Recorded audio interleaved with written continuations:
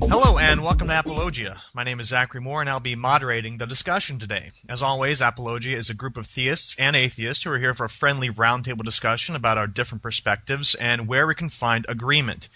If you happen to have feedback for the discussion, you can give it at the website for this podcast, which is hosted at drzach.net.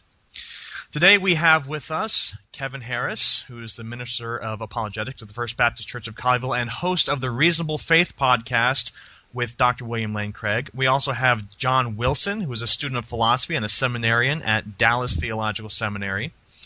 We also have Dan Sawyer, who is the author of Sculpting God, among other books, which is currently being podcast from jdsawyer.net and is also the co-host of the Polyschismatic Reprobates Hour. And new with us to the discussion today is Danny Shade, who is an Apologia fan from a while back and who is currently a student of music at the University of Colorado Boulder and the co-host of the Reason Driven podcast. Gentlemen, welcome to the discussion.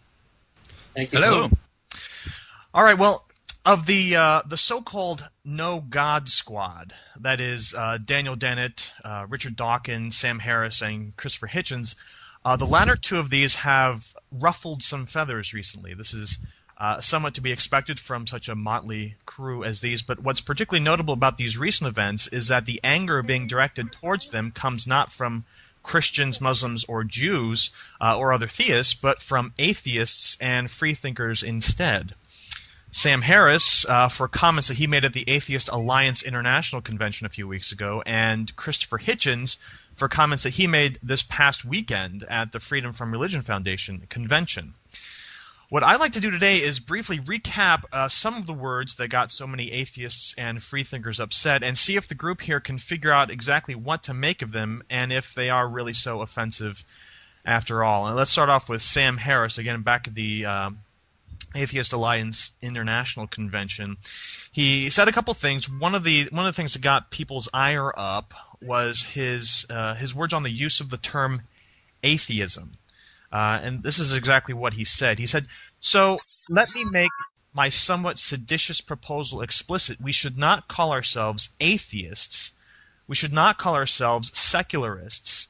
We should not call ourselves humanists or secular humanists or naturalists or skeptics or anti-theists or rationalists or freethinkers or brights. We should not call ourselves anything. We should go under the radar for the rest of our lives. And while there, we should be decent, responsible people who destroy bad ideas wherever we find them." And then after a while he continues, "We will have won this war of ideas against religion when atheism is scarcely intelligible as a concept.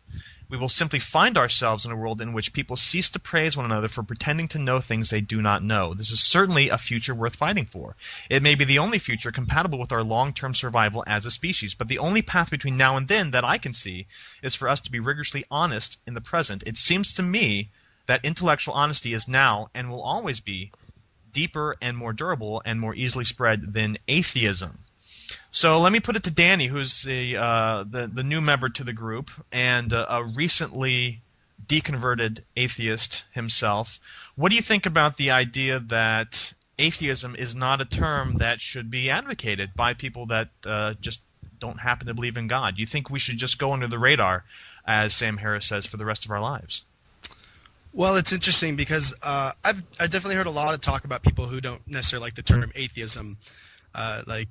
Julia Sweeney saying she really likes the term naturalist better because she loves nature, and it's atheist is more defining what you don't believe, and it's kind of a weird way to define yourself. Nobody really says like, "Hi, I don't like football." You know, it's not something that people like to be identified with as a negative term. But the difference between Sam Harris is he's saying that we shouldn't even label ourselves at all, which is interesting. Because I was reading, we shouldn't call ourselves atheists, and I was waiting for him to say, we should call ourselves blah, blah, blah. And then he just went down the whole line of every nice little term people can think of to label themselves. And it's interesting because while it might be a good thought, I don't think people can do that. I think we're labeling animals. I mean, that's just what we do. We label things, and that's just a way to make sense of everything. And no matter what we want to call ourselves, it seems like this worldview that we share is definitely sets us apart from the majority of people. and it's hard. It helps to try to identify yourself. And that, good or bad, that's just what people do. What about, let's hear from Kevin and John. What do you think as Christians about Sam Harris, who's a fairly prominent atheist, eschewing the term atheism? Well, John, if you don't mind me speaking on it quickly, one of the things that was just really leaping out to me of Sam Harris's comments were that I don't think anybody wants to be relegated to a group that meets in bad hotel lobbies and eats bad hotel food, and has these conventions and gets together. That's necessary, and there's certainly nothing wrong with organization. But he's making an observation that that's just kind of what these things are and what they tend to be. And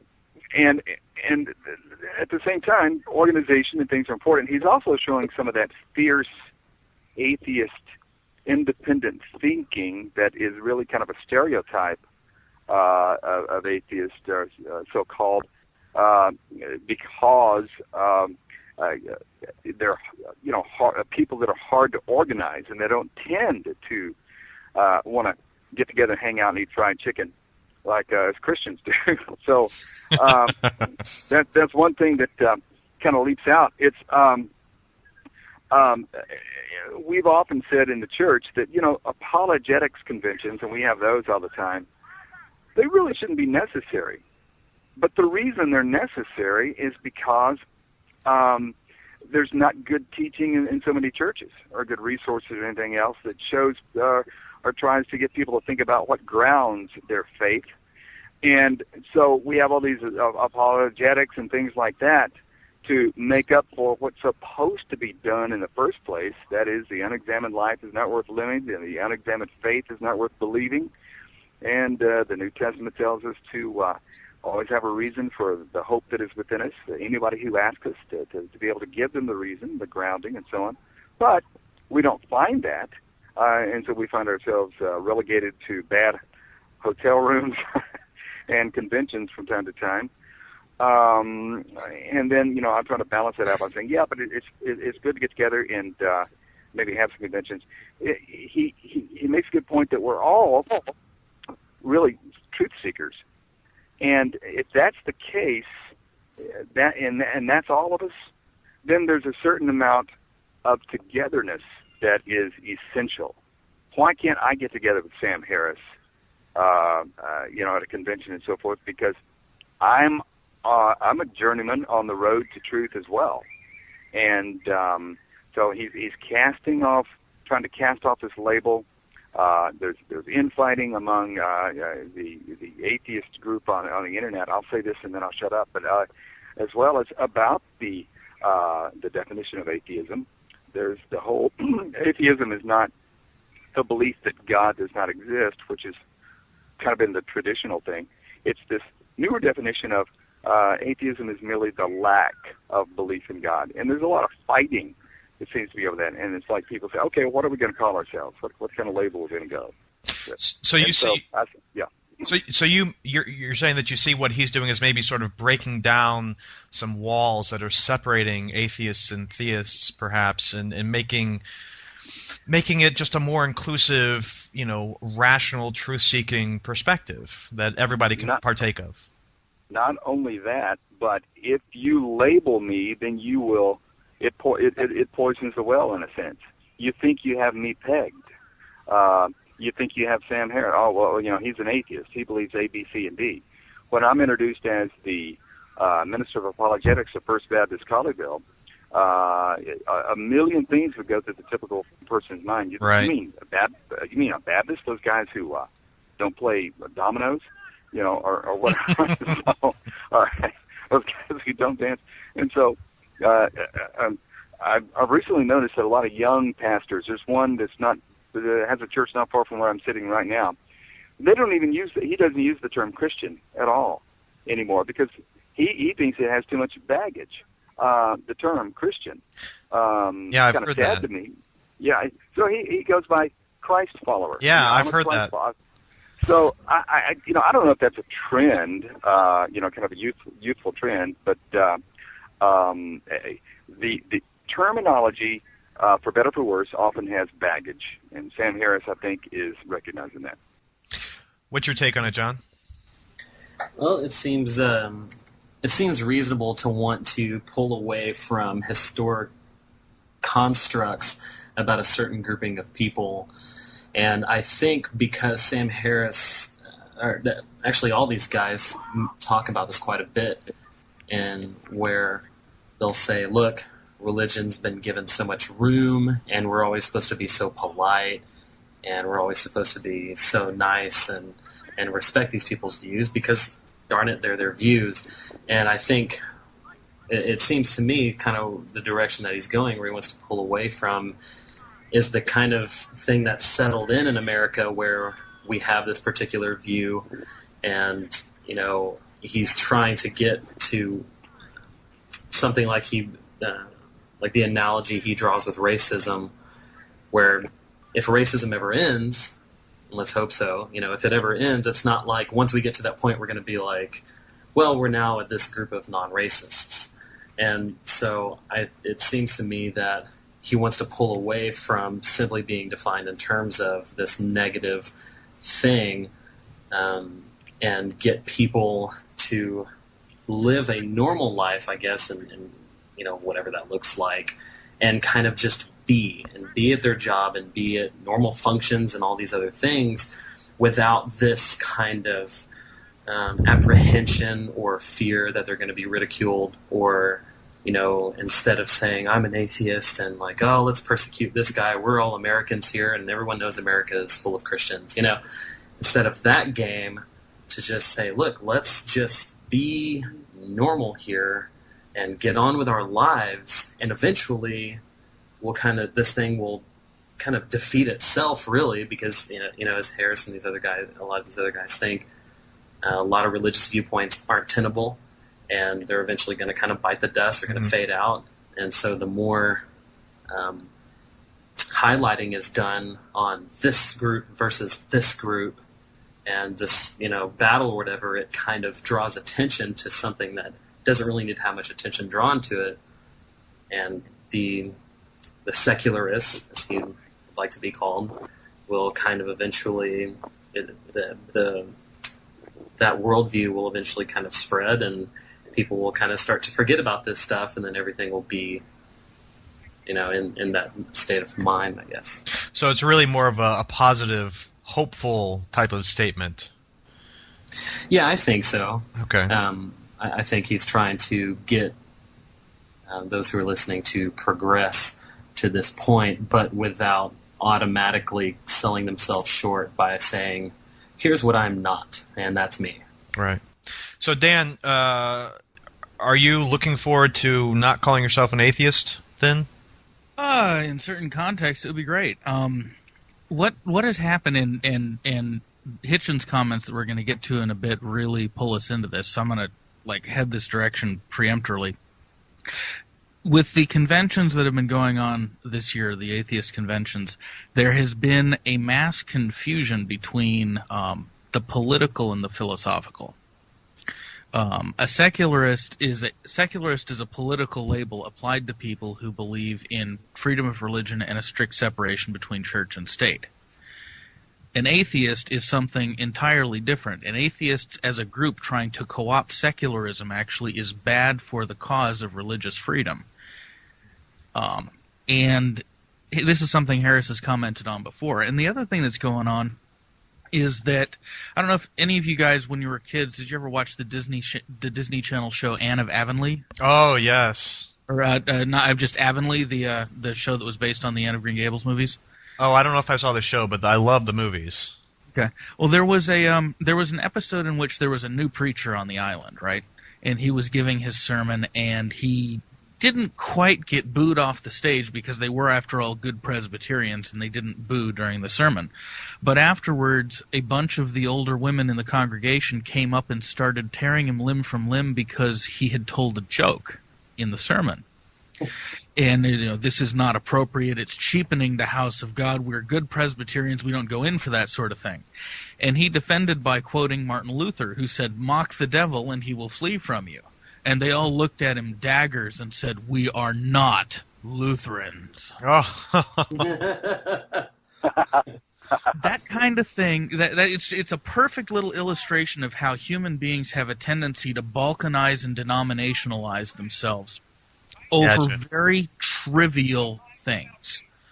You can get, say, like John and I, for example, agree on many, many things when it comes to politics, philosophy, the value of truth, the nature of ethics.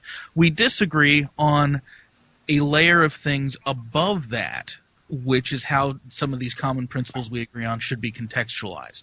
But that's a different layer of disagreement. In the same way that a lot of Republicans and Democrats value the same things, but they believe that fixing certain problems should be approached from different angles. The atheists have begun in the new wave atheism that started with Dennett and Dawkins and Hitchens and Harris, who there's been a collectivizing around them of people who want a party. They felt marginalized for a long time. They want to belong to a group. But they don't have much in common besides they don't believe in God. right. And that's not much to build. That's not enough to build a church on, and it's not enough to build a political party on. Atheists believe as differently from one another on politics as Christians do, sometimes even more radically, because it's less frequent that you'll see a Christian who is also a radical communist than it is that you'll see an atheist who is also a radical communist. But these conventions enforce this false notion of solidarity around an idea that doesn't have any content, and atheism has started to fall victim to identity politics, which is a bad thing. And what Harris is saying is that, okay, not labeling, that'll politically neuter us, but we shouldn't be a political movement anyway. Our battle is social, and what we have to contribute positive to society has nothing to do directly with being atheists, but it has to do with being people who value rationality, free inquiry, and things that are good, that everybody considers good in one sense or another. And he's kind of hearkening back to what Robert Ingersoll did in the 19th century. Ingersoll didn't make any bones about the fact that he was agnostic. He didn't hide it. But he went on speaking tours with people like Frederick Douglass, who was a Unitarian, and with very conservative religious people, and they would debate, and they would have open discussions, and they would all encourage people to think for themselves. Yeah. And that's where atheists of the bent that Sam Harris is, or that I like to think I am, or that people who value independent thinking, that's where we can do some good. And the people that are along for the ride because they don't believe in God, they feel marginalized, and they want a party to belong to, they shouldn't be running the show. So I think Harris is right on this. I think he's right all the way down. So By the way, guys, I'm waiting for the first urban legends to show up with Richard Dawkins and Sam Harris, where Richard Dawkins is in a classroom and he says, "I'm going to drop this piece of chalk," and if it breaks, I'll believe it, guy, or whatever. But anyway, because those kind of urban legends sprung up about Robert Ingersoll, that some 13 or some 10-year-old girl came up and schooled him or something at one of his lectures. There's always this tendency to kind of pick a common enemy in order to marshal the troops, and it's kind of demagogic and some other things. But anyway, I just wanted to. Sounds like the subject of a chick tract. Yeah. I'm afraid so. all right, well, let's move on to some other comments of Sam Harris's that sort of seg into what Chris Hitchens got some notoriety this past weekend for talking about, specifically Islam and the way that atheists treat Islam. He had some comments initially on criticizing atheists for treating religions differently. He says, there are actually differences among religions. We should be quick to point those out. These differences are actually a matter of life and death. There are very few of us who lie awake at night worrying about the Amish. This is not an accident. While I have no doubt that the Amish are mistreating their children by not educating them adequately, they are not likely to hijack aircraft and fly them into buildings. But consider how we as atheists tend to talk about Islam. Christians often complain that atheists, and the secular world generally, balance every criticism of Muslim extremism with a mention of Christian extremism. The usual approach is to say that they have their jihadists, and we have people who kill abortion doctors. Our Christian neighbors, even the craziest of them, are right to be outraged by this pretense of even-handedness, because the truth is that Islam is quite a bit scarier and more culpable for needless human misery than Christianity has been for a very, very long time, and the world must wake up to this fact. Muslims themselves must wake up to this fact, and they can. So, I think I get what he's saying. Often when we criticize various theisms, we point out how perhaps they all look the same on paper, but we neglect the fact that they're in execution, there are huge differences. So, Danny, I know that you're still very close to Christianity, and there may be some tendency to focus a little bit more on that, especially as you've moved away from it. What do you think about his comments, though, that we should really be taking Islam a lot more seriously than we take Christianity? Well, Christopher Hitchens is interesting to me. I never really got too much interested in him. It seems like a lot of people, whenever they convert to anything, they seem to do 180 degrees, They'll go extreme left wing to extreme right wing, at the drop of a hat. And I, at first, after, becoming an atheist, I kind of wanted to go to this direction of this, religion is just the worst thing ever.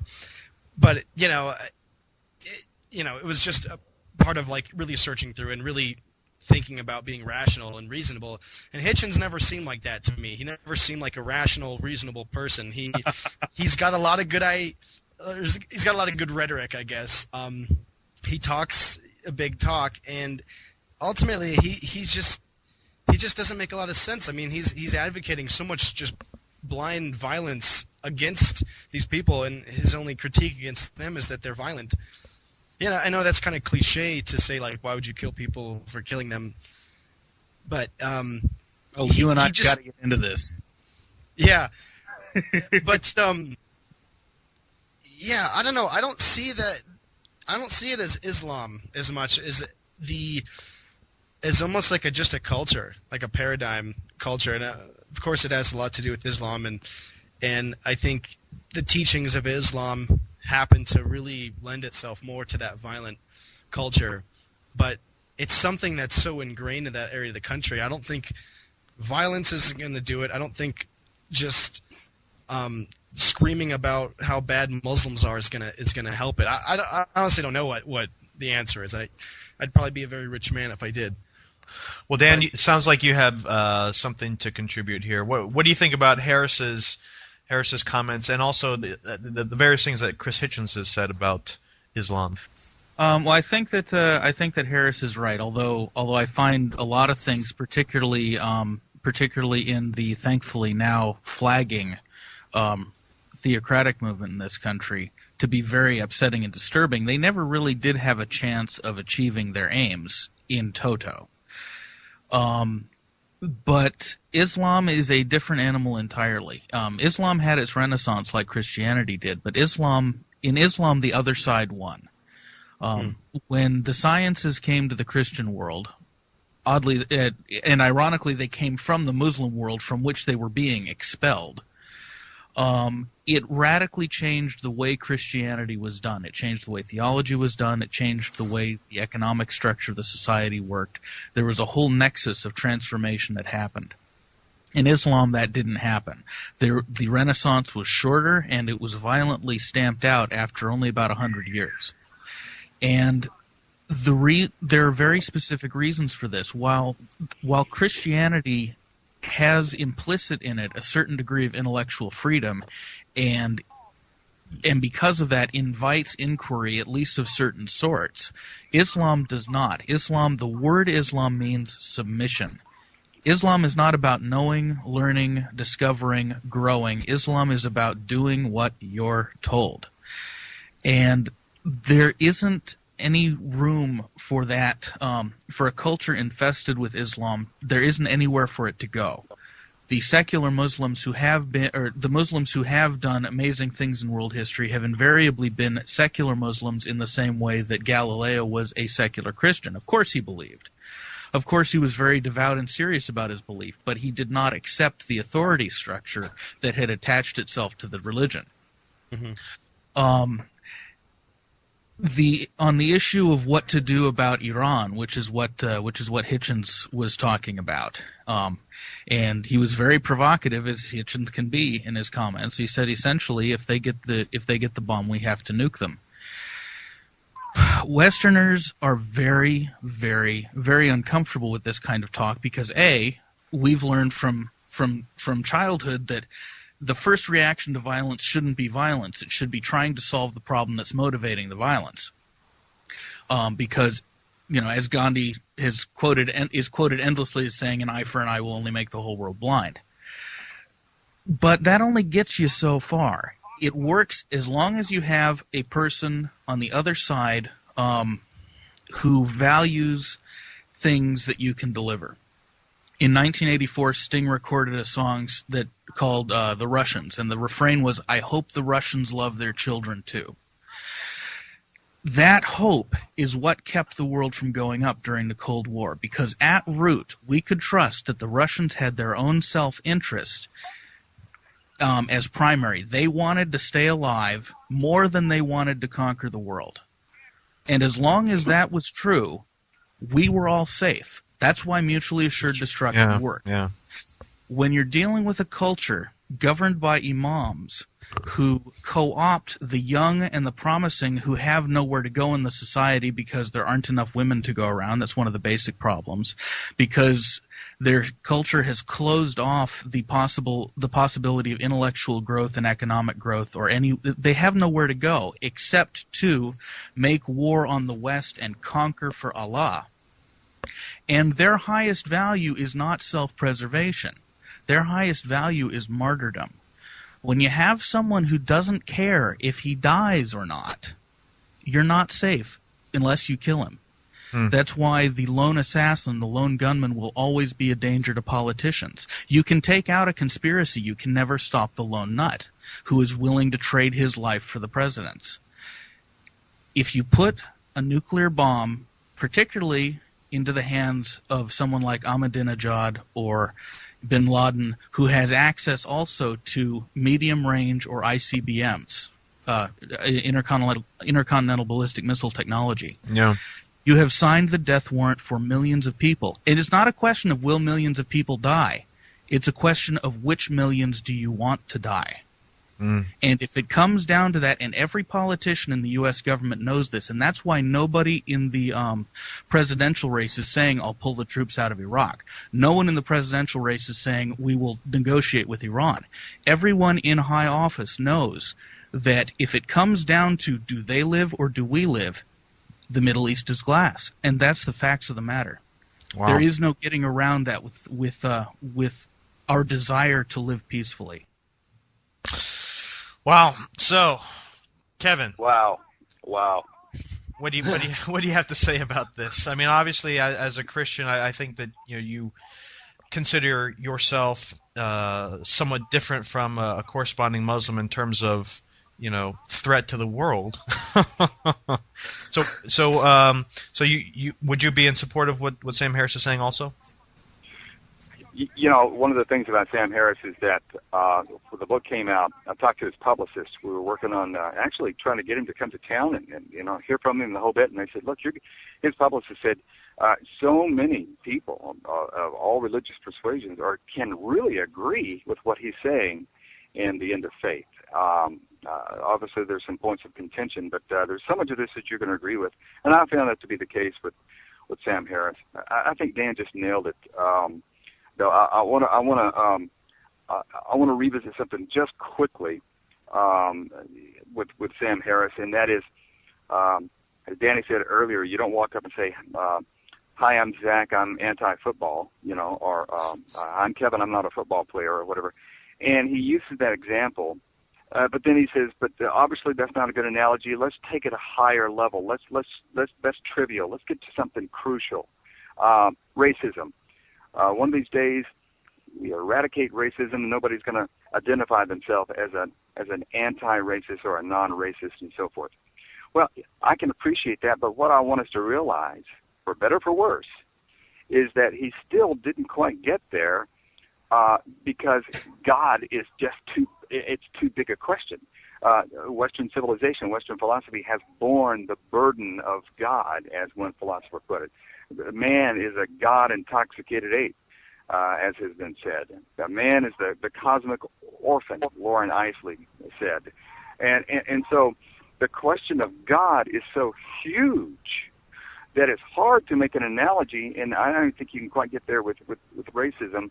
God and the meaning of life tend to be tied together, and it tends to be so perpetual and so ultimate that these labels are just hard to escape sometimes. And I'm with Sam.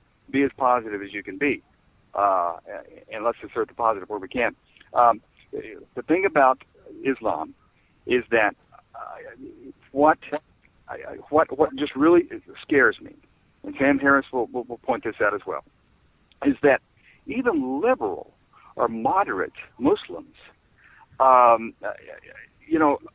going to be in a dilemma because they would have to denounce some real basic tenets of their religion. See, the suicide bombings, the not caring about your life but caring about martyrdom, the beheadings and the violence and things like that are consistent with Muhammad and consistent with the Quran.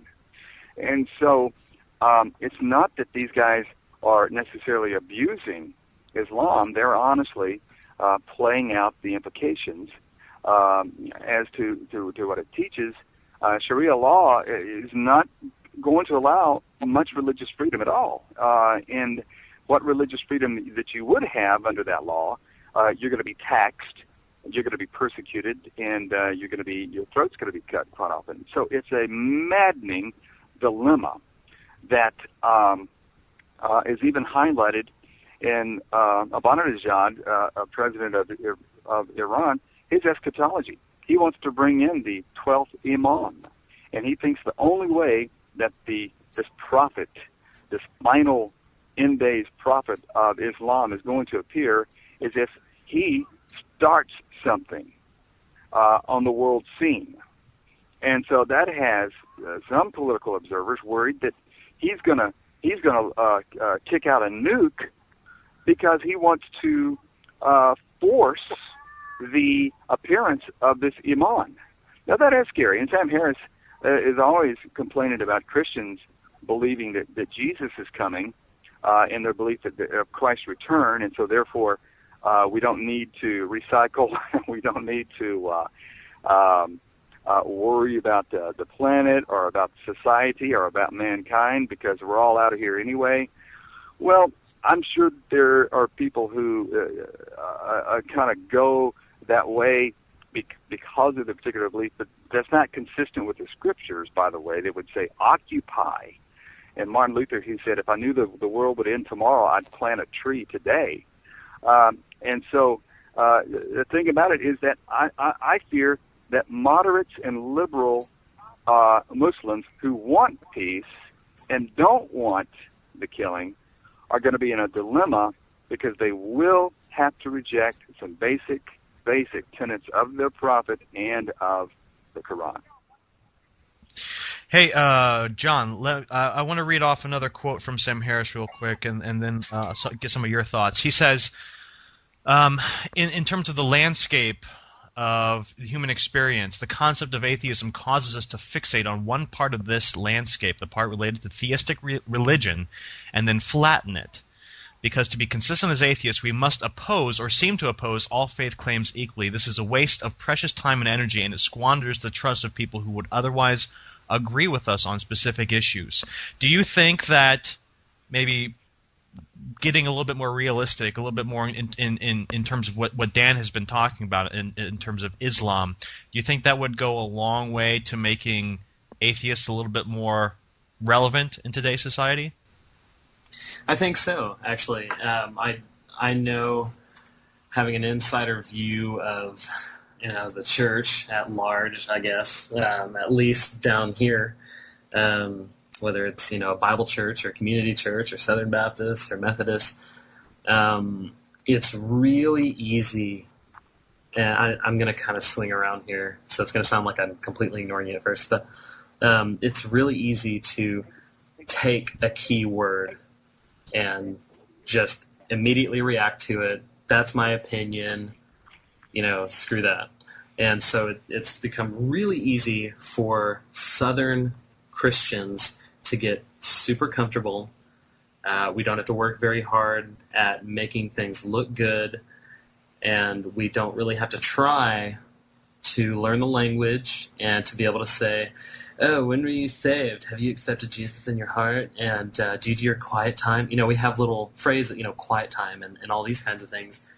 And so we've kind of built up this little culture within ourselves being able to react, and we just give me the 2-minute clip. What is atheism? That's what it is? Okay, forget that. And so we have these ideas set up that this is like this and this is like this. And so I think the more that this kind of idea that Sam Harris is addressing and trying to get planted in the minds of his fellow secularists is to, I guess, kind of avoid that and not fall into that trap.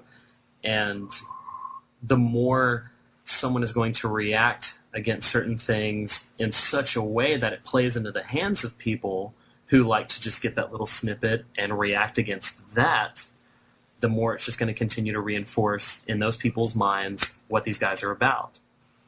And admittedly, I had some odd views, about atheism. When I first became a believer and started reading apologetics books and stuff, I picked up some real cheap ones. Don't even ask me who the authors are. I don't even know. But they would just, it would be this, one paragraph, here's why atheism's impossible. And, they'd give some kind of something about the cosmological or ontological or, whatever. And when you don't know anything, that sounds great. And so I had a bunch of weird ideas, and it wasn't really until, gosh, I don't even know now that I think about it. But, at least I can point back to you guys, you and Dan and other folks, and listening to these podcasts and really getting an idea and saying, oh, this isn't quite what I thought it was. And so, I've actually been confronted with a lot of what I thought. Zach, you and I have discussed evolution a little bit. And I remember at your house at one time when your wife asked if I believed in evolution, you were like, well, he's on the fence. But, a few years ago, had someone ask me that, no. Irreducible complexity, man. You need to read Behe. That's where it's at. That'll give you the answers. You'll never believe in evolution again. And it's so easy to do that. So I think what Sam Harris is proposing here can be incredibly useful because it's not going to allow a lot of his followers, I guess that might be an awkward word, but a lot of his fans, they're going to think about this and say, okay, now how am I going to respond to religious people? How can I get together with them and say, let's talk about this issue here, even if I think your worldview is totally jacked up? Maybe be a little bit more, still work together. A little bit more responsible rather than just antagonistic.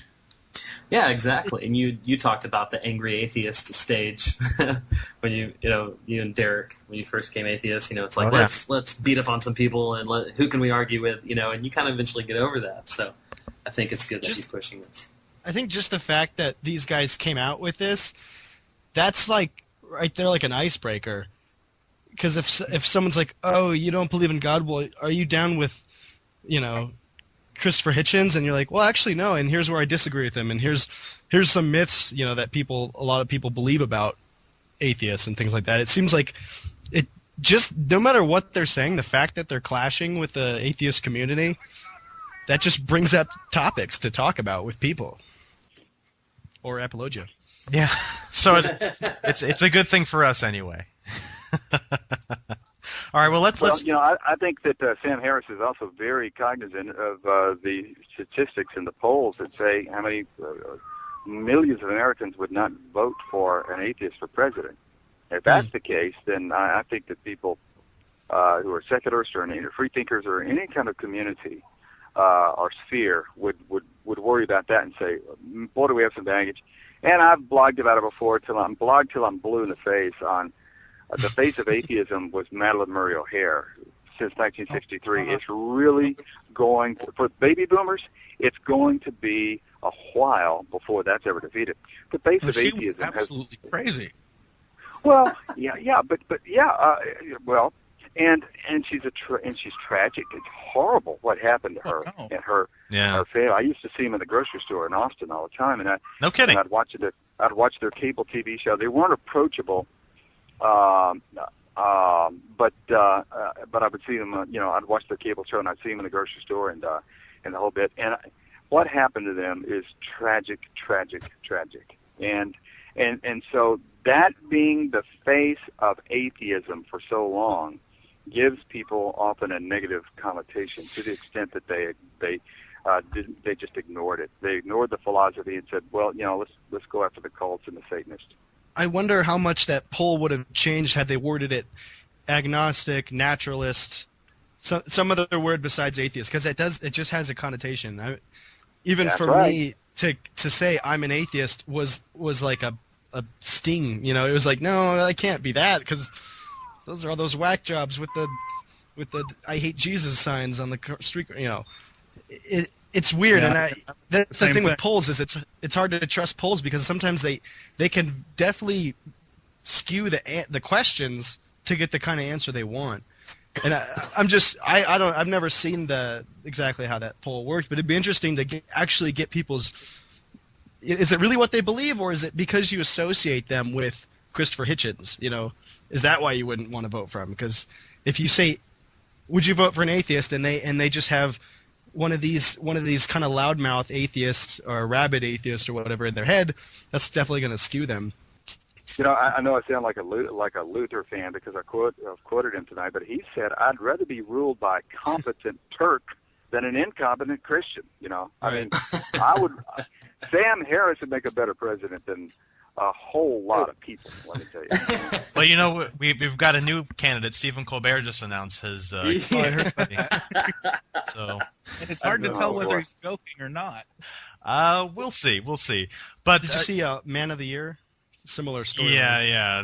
It really evokes that. But I think in terms of the survey that you're bringing up, I think Harris would be quick to point out that part of the reason why that survey ended up the way it was because of this very fact that you throw up this label atheist, and it brings a certain conception, like Kevin was talking about, Madeline Murray O'Hare, and I think what he's driving for is that look, we're more than that. We should strive not to limit ourselves to this label, but be something more than that, because it really is more meaningful. If you can communicate that to people in general and give them a better sense, because saying you're an atheist tells people almost nothing about you. And so why would you even use that as a label if it's so empty and vacuous? It makes more sense in the context of a philosophy, like two people discussing a philosophy. But right, it's not a worldview. It's not. It doesn't really give you too much. The feature of a philosophy, and it can fit with almost any philosophy. Right. I mean, I've Christian atheists, believe it or not, and they do find ways to make it work. I've met them too. Yeah. All right. Well, let's take a look at. I don't have any text from Chris Hitchens' talk at the Freedom from Religion Foundation, but I do have a very prominent atheist, P.Z. Myers, who runs the blog Pharyngula. He's a developmental biologist at University of Minnesota Morris, and he has a huge following. He's very, very liberal, very atheist, and very, very much pro-evolution. And he went and listened to Chris Hitchens' talk, and this is what he has to say about it. He says, he accused the audience of being soft on Islam, being the kind of vague atheist who refused to see the threat for what it was, a clash of civilizations, and of being too weak to do what was necessary, which was to spill blood, to defeat the enemy. We cannot afford to allow the Iranian theocracy to arm itself with nuclear weapons, something that Myers sympathizes with, and that the only solution is to go in there with bombs and Marines and blow it all up. The only way to win the war is to kill so many Muslims that they begin to question whether they can bear the mounting casualties. It was simplistic us versus them thinking at its worst, and the only solution he had to offer was death and destruction of the enemy. Basically, what Hitchens was proposing is genocide, or at least wholesale execution of the population of the Muslim world until they are sufficiently cowed and frightened and depleted that they are unable to resist us in any way ever again. And then later he says, I'd like to know whether he thinks the way atheists ought to end religion in America is to start shooting Baptists, or whether he sees other ways to educate and enlighten, in which case I wonder why he doesn't see any virtue in applying those same methods to Islam. I didn't ask the question since the line for the microphone was long, and I had a depressing feeling that the solution would involve sending the Baptists over to Iraq to kill and be killed. It shows that Myers has not read God is Not Great, because Hitchens actually hits all these points in God is Not Great in great detail. He does not advocate genocide or persecution on the basis of religion. His beef with Islam in the Middle East is that they're trying to acquire nuclear weapons, and they have a stated desire and a demonstrated capability and willingness to kill the West. Right. That's a very simple equation. It's exactly the same kind of difference between going to war with the Soviets over places where skirmishes broke out and persecuting them as persecuting communists as McCarthy tried to do in the U.S. The former, absolutely appropriate. The latter, completely not. Right. Danny, what are you thinking about this? It's interesting. I have such a tough time with politics because I'm so critical, I think, of everything. It is interesting that PZ doesn't really address that, like what Dan was saying. I mean, there's these people who are just desperately trying to get nuclear weapons, and they're like, as soon as we get these, we're going to kill you. And it does seem sometimes that the political left, especially like the secular left, like they would be much more mad that the president says he prays every day, and they're like, oh, he's trying to build a theocracy, and they get real up about that, but they don't seem to have that same sort of hysteria over the Middle East. Am I wrong? I don't know. I think you're right, and part of it comes out of a very perverse fact, but the left in the U.S. is not a secular party. Right. Never has been. The luminaries of the left are all and without exception religious, whereas the intellectual luminaries of the right are most often secular. And it's only a quirk of American political history that has pushed the secularists to the left and the religious to the right, because ideologically they don't fit.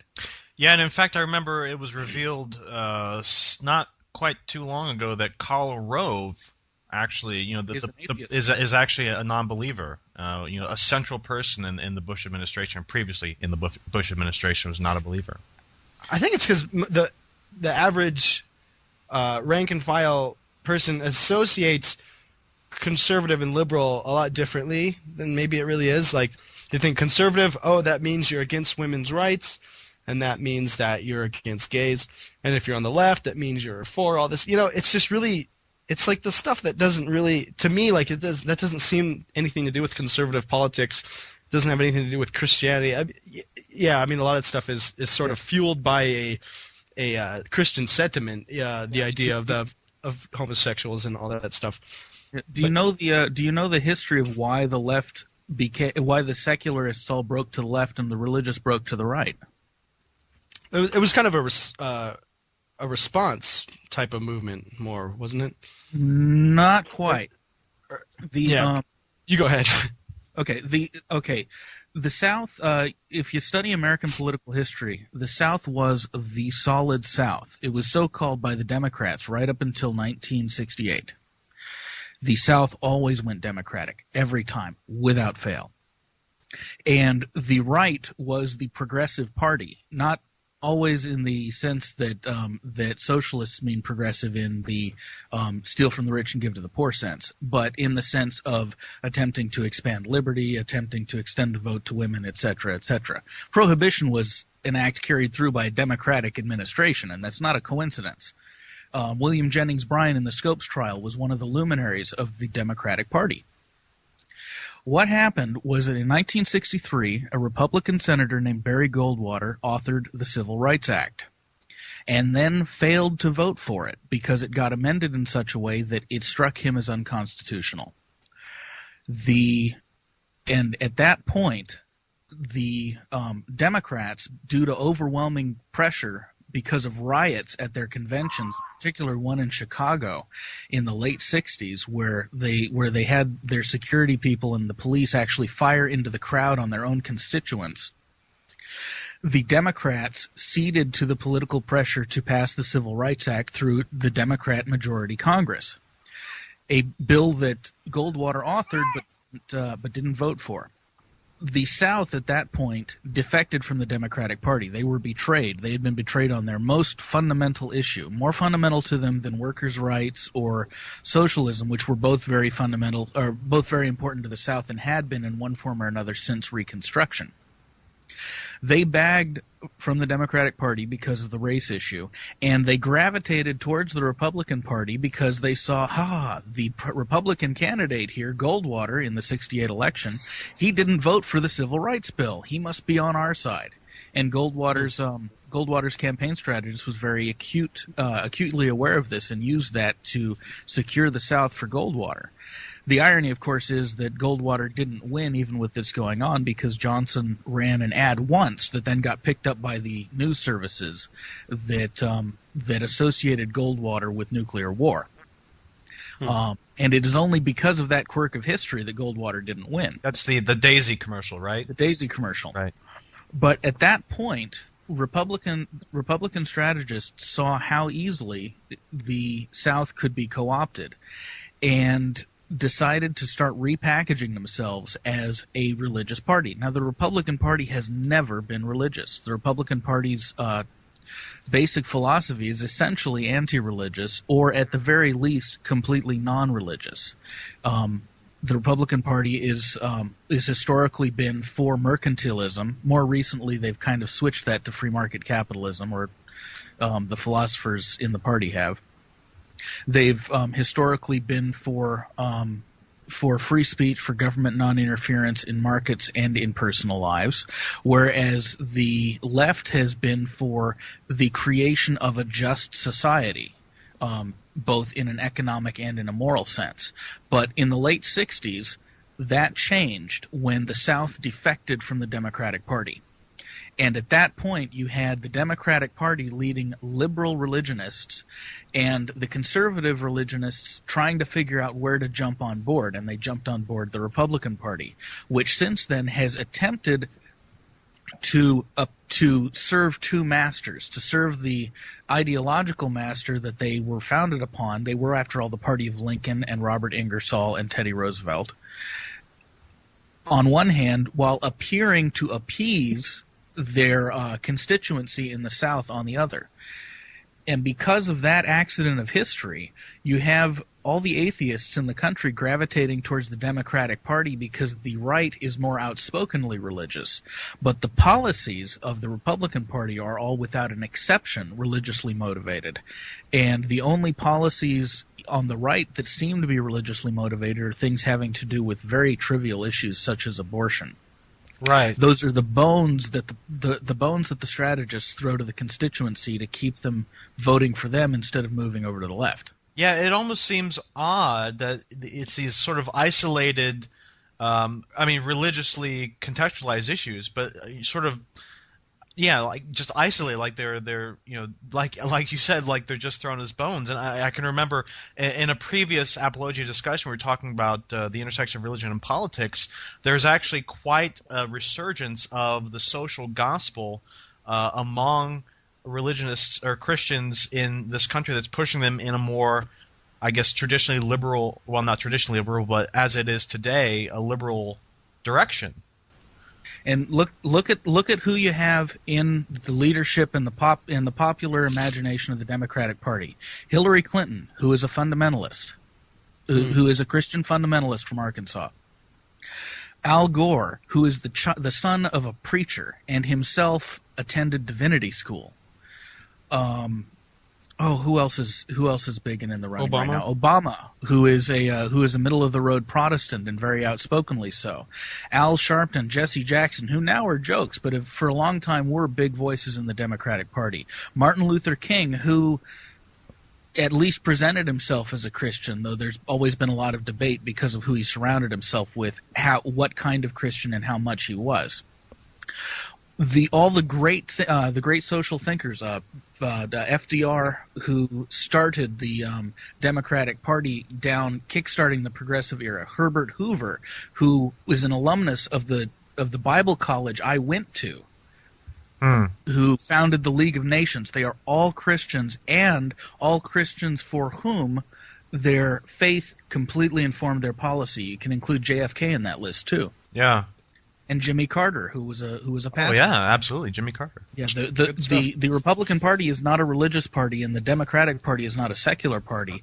And atheists balkanizing and picking their politics based on the Democrats look like they're more friendly to atheists are A, short-circuiting their own thinking process and being stupid, and B, they're signing themselves up for a religious agenda that they have grown up thinking is a secular agenda and isn't. Each of those issues deserves to be dealt with on its own merits based on the facts of the economic and the social facts and the legal facts that any policy decision has associated with it, not being glommed onto because it's part of a platform for a party that will add religious freedom or the freedom to not for all instead of just religious freedom for all. It's a demagogic move, and it makes atheists look stupid.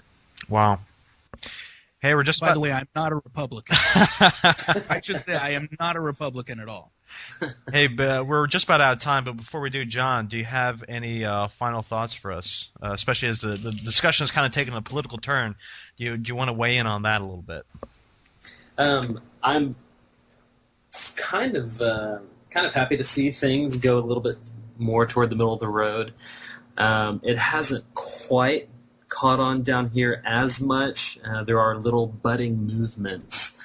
I know of a couple of, I guess, emergent churches popping up in Houston and Dallas, and even one in Galveston, which surprised me. But I'm happy to see it, and a lot of the guys that are writing all this sort of thing, trying to get Christians back to being more socially responsible, being more environmentally responsible, make a lot of good cases, and I think it's really easy to get caught up in the idea that a lot of Christians have perpetuated in recent history of you're Republican, then you're probably a Christian, which means you probably vote this way, this way, this way, this way, and this way, and you want to have a really, really successful business and make a lot of money.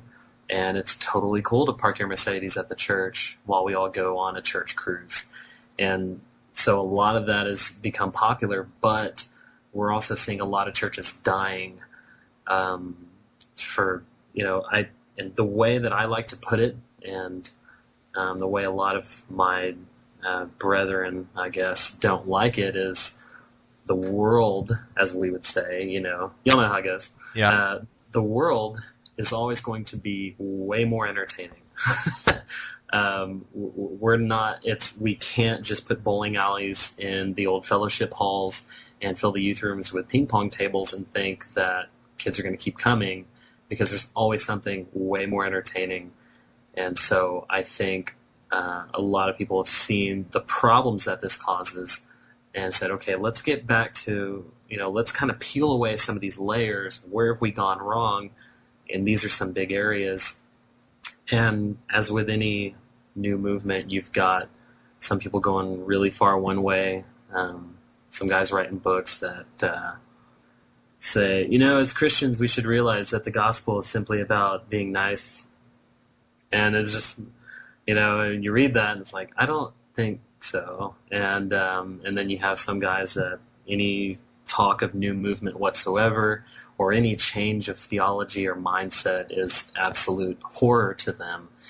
And but personally, I'm excited to see it. I think we do need to be more environmentally responsible, and I think that we need to shift focus back on helping the needy, helping the homeless, and it's in Jeremiah that pleading the case of the poor and needy, is this not what it means to know me, declares the Lord. And that's a pretty straightforward statement, and I think we ignore it a lot. So I welcome a lot of these changes, pushing us into the political middle. Interesting. All right, well, I think we seem to have defanged some of these so-called incendiary comments from Harris and Hitchens, and I think we've actually shown that they have quite a bit of merit to them. Thanks for your participation, guys, and we'll see you next time on Apologia. Thank you. So